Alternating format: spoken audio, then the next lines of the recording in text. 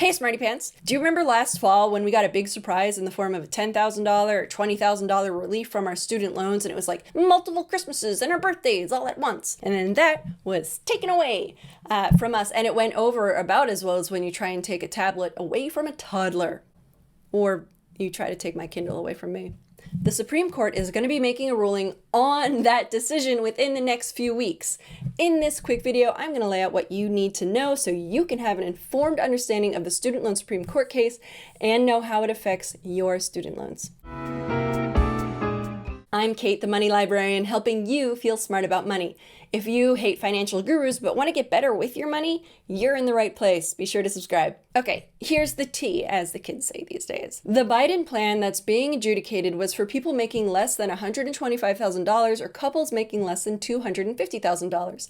If you had federal student loans and met the income requirement, you could have 10 grand knocked off your balance. If you received any Pell Grants while you were in school, you could have 20 grand knocked off your balance. Awesome. This relief was targeted to help low and middle income families, since 2/3 of Pell Grant recipients come from families that make less than 30 grand a year, and almost all people to receive Pell Grants come from a family that makes less than 60 grand a year. Now this relief, unlike public service loan forgiveness, which I have a ton of other videos on, was easy to apply for and simple to understand. So of course, naturally, it's now held up in the court system.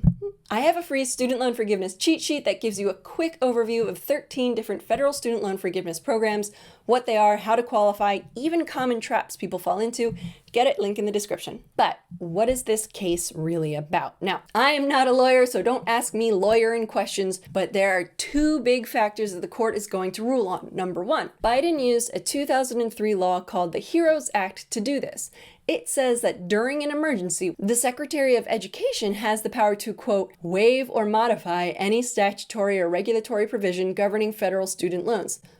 Now, if you actually look at all the text of this, I guess it makes a lot more sense. Legal scholars disagree as to whether this act actually gives him the power to forgive so much in loans. So the court may just say, look, you don't have the power to do this. Nobody gets the relief. The other thing they're going to be figuring out is that you can only sue if you suffered concrete harm, and the case was brought by a few different states. So the court may come out and say that the states can't bring the lawsuit since they haven't suffered any harm. And it's a bit weird that the states brought the case and not student loan servicers who will lose money if millions of people are no longer on their rolls. Like, why didn't the student loan servicers bring the case? But whatever, okay, fine. If the court says that the states can't sue because they've suffered no harm, it gets tossed. Over 43 million people get some kind of student loan relief. What you as a student loan borrower need to know is that whatever the court rules, 60 days after they make their announcement, any federal student loan payments that have been on pause due to COVID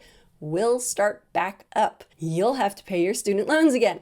Now, even if they don't have a ruling or nothing is ruled by June 30th, the latest that student loans are going to start up again is 60 days after June 30th, so at the very end of August. Like, share, subscribe, do all the things. I've put links to my sources, which are NPR, The Hill, and the White House, in the description. I am not a legal scholar. I educate people on student loans, and this is an important news item, which is why I made this video. Everything is correct to the best of my knowledge, but I know money, not law, so I can't guarantee what I say is accurate.